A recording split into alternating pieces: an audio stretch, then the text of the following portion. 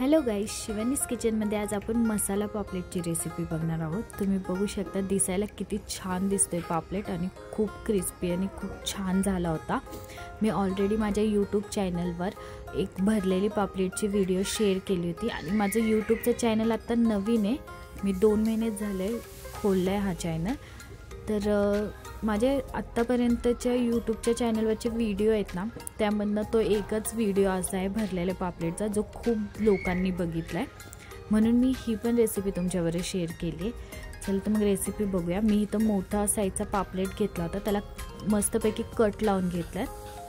मॅरिनेटला मिरची पावडर, हळद, मीठ चवीनुसार, धने पावडर घेतली थोडीशी, रंगाची मिरची पावडर घेऊया आपण, बेडगी काश्मीरी तुम्ही कोणतीही वापरू शकता, आलं लसणाची पेस्ट घेतली आहे आणि लिंबू पिळलाय। तुम्ही ह्याच्या जागी चिंचाचा कोळ पण टाकू शकता आणि मच्छी मसाला मी इथं घेतलाय। आता आपण हे व्यवस्थित मिक्स करून घेऊयात। चमच्याने व्यवस्थित मिक्स नव्हतं होत म्हणून मी हाताने व्यवस्थित मिक्स करून घेतले।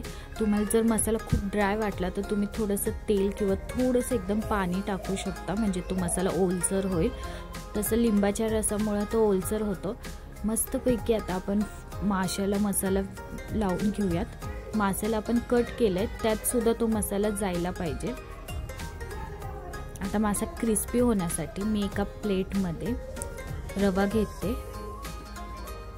2 कप रवा आहे, तांदळाचं पीठ घेते आणि मीठ टाकूया चवीनुसार आणि त्याला आता व्यवस्थित मिक्स करून घेऊया। आता जो पापलेट आपण मॅरिनेट केला होता, मी त्याला 1 तासासाठी फ्रीजमध्ये ठेवलं होतं आणि आता हे आपण रव्याचं कोटिंग त्याच्यावर व्यवस्थित लावून घेऊया।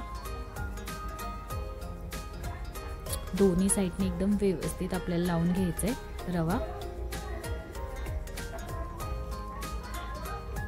माझा बघा व्यवस्थित एकदम रवा लावून झालाय।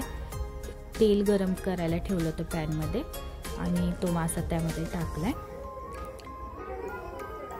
व्यवस्थित 10 मिनिटं तरी तो एका साईडने व्यवस्थित असा छान क्रिस्पी होईपर्यंत फ्राय करून घ्यायचा आहे। कढीपत्ता टाकलाय थोडंसं, ऑप्शनल आहे, तुम्हाला आवडत असेल तर टाका, नाही टाकलं तरी चालेल।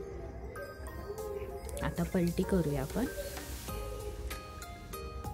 किती छान रंग आलाय पापलेटला। दुसऱ्या साईडनी पण झाकण ठेवून 10 मिनिटं आपण मासा मस्तपैकी फ्राय करून घेऊया। दोन्ही साईडनी व्यवस्थित मासा एकदम क्रिस्पी झाला होता। थोडंसं अजून मी वरून कढीपत्ता टाकला होता आणि आता हा मासा आपण प्लेटमध्ये काढून घेऊया। तुम्हाला जर माझा व्हिडिओ आवडला असेल तर लाईक करा, चॅनलला सबस्क्राईब करा आणि बेल आयकॉनला दाबायला विसरू नका। मस्तपैकी कोथिंबीर टाकूया वरून। तुम्ही बघू शकता पापलेट किती छान फ्राय झाला आहे आपला आणि मसालाही पूर्ण पापलेटच्या आतपर्यंत गेला होता। खूप सोपी रेसिपी, नक्की ट्राय करा।